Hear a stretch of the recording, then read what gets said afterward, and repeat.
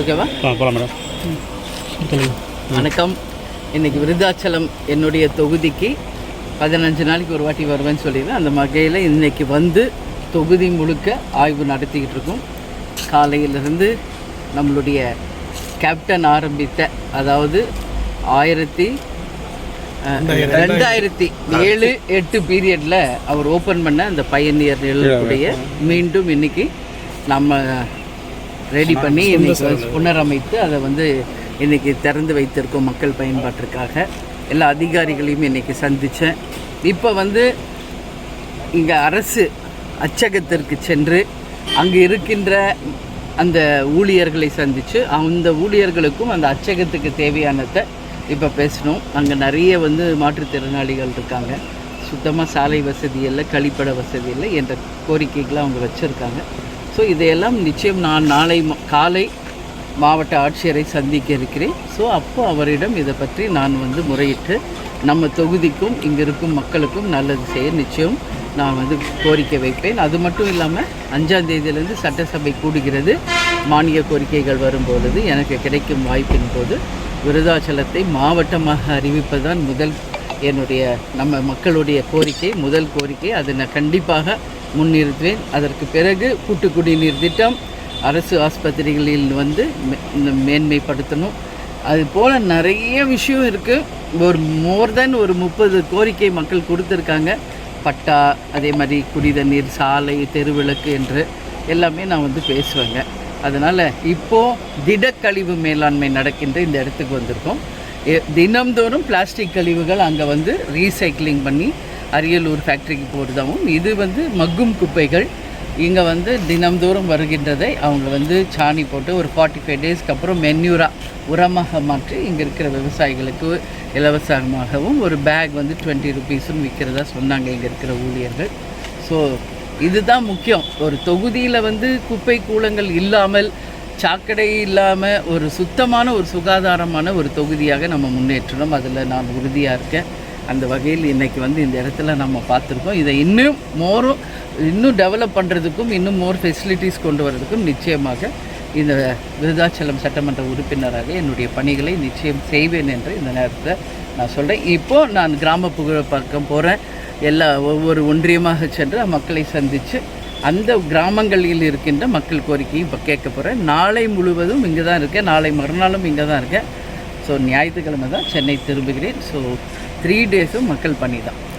NEET தேர்வு ரத்து செய்யக்கூடிய பல இடங்களில் வந்து போராட்டம் நடந்துருக்கு.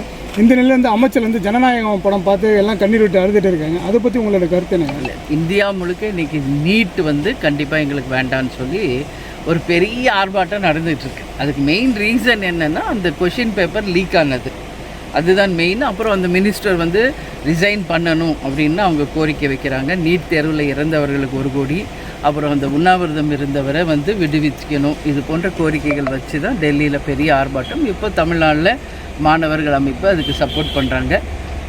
மக்கள் சக்தி தான் பெரிய சக்தி. மக்கள் எது விரும்புகிறாங்களோ அதை தான் ஒரு கவர்மெண்ட் பண்ணணும், அதில் மாற்று கருத்து இல்லை.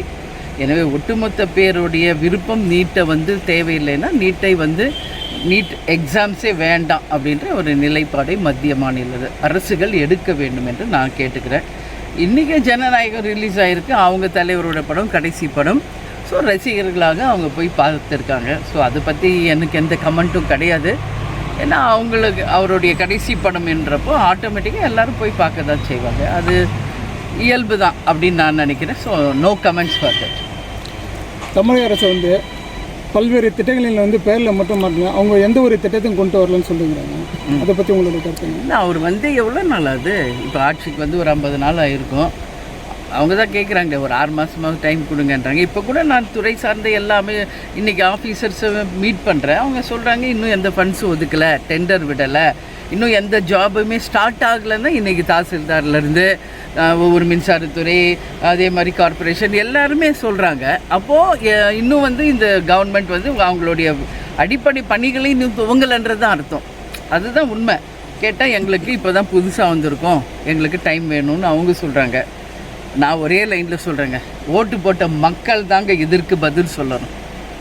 ஓட்டு போட்டு அவங்கள ஜெயிக்க வச்சாங்கல்ல, அந்த குழந்தைங்க கேட்குறாங்க, பெண்கள் சொல்கிறாங்க அப்படின்லாம் மாற்றம் ஒன்று தான் மாறாததுன்னு போட்டாங்கல்ல. அந்த மக்கள் சொல்லட்டும் இது நல்ல ஆட்சியா இல்லையா, அது வரவேற்கிறாங்களா இல்லையான்றது மக்கள் பொறுப்புகளே நம்ம விட்டுருவோம். மக்கள் தீர்ப்பே மகேசன் தீர்ப்பு. அரிசி விலை ஏறிச்சு இப்போ தமிழகத்தில் பார்த்துங்க. ஒரு டன்னோட விலை இன்றைக்கி வந்து 15,000 ரூபாய் ஏறி இருக்குது ஒரு டன். அப்போது ஒரு கிலோவுமே இன்றைக்கி 15 ரூபா, 30 ரூபா, 40 ரூபா அந்தந்த தரத்துக்கு தகுந்த மாதிரி உயர்ந்துக்கிட்டு இருக்கு. இது என்னை பொறுத்த வரைக்கும் ஒரு மிகப்பெரிய ஒரு ஆபத்தான ஒரு நிகழ்வாக நான் பார்க்குறேன்.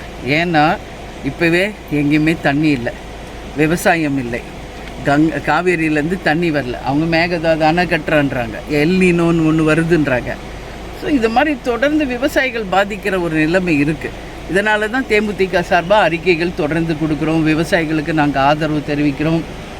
ஆகஸ்ட் 1ஆம் தேதி கேப்டன் பிறந்த முதல் தேதியில் நாங்கள் விவசாயிகளுக்கு எங்கள் ஆதரவை தெரிவிக்கும் வகையில் ஒகேனக்கல்ல மாபெரும் கண்டன ஆர்ப்பாட்டத்தை நாங்கள் நடத்த இருக்கிறோம். இது எல்லாமே கடைசியில் எங்கே போய் முடியும்னா, விலைவாசி உயர்வு, அத்தியாவசிய உணவு கூட மக்களுக்கு கிடைக்காத ஒரு நிலை உருவாகிறதுக்கான அபாயம் இருக்குது. அதனால் நிச்சயம் மத்திய மாநில அரசுகள் வந்து ரொம்ப ரொம்ப சீரியஸாக இந்த மேட்டரை எடுக்கணும். இப்பயே கையில் எடுத்தால் தான் அடுத்த 6 மாதத்துக்குள்ளே வறட்சியும் பட்னியும் பஞ்சமும் வராமல் இந்த நாட்டை காப்பாற்ற முடியும். அதில் மாற்று கருத்து கிடையாதுங்க. அதனால் இன்றைக்கி நம்ம ஏதோ அப்படியே உட்காந்துக்கிட்டு டைம் பாஸ் பண்ணிக்கிட்டு கவர்மெண்ட்டெல்லாம் பண்ண முடியாது. மக்கள், கோடிக்கணக்கான மக்கள் சார்ந்தவங்க இந்த கவர்மெண்ட்டில் மத்திய மாநில அரசுகள் விவசாயிகளை காப்பாற்றினா தான் மக்களை காப்பாற்ற முடியும் என்ற நிலை இருக்குது. ஸோ அந்த விவசாயத்திற்கு என்ன செய்யணுமோ கண்டிப்பாக பண்ணோம்.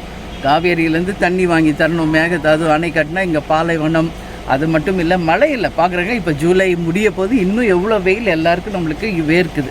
ஸோ மழையே இல்லை இந்த வாட்டி, விவசாயம் இல்லை. அப்போ இது எதை நோக்கி போகுது? வறட்சியையும் பட்டினியையும் வறுமையையும் நோக்கி போகுது. இதில் எல்னினோன்றாங்க, இது வேற பெரிய அச்சம். எப்படி ஒரு கொரோனா வந்து எல்லாருக்கும் ஒரு அச்சத்தை கொடுத்ததோ அது மாதிரி எல்னினோ பெரிய வறட்சியை தருன்றாங்க. ஸோ உடனடியாக மத்திய மாநில அரசுகள் கவனத்தில் கொண்டு செயல்படணும்.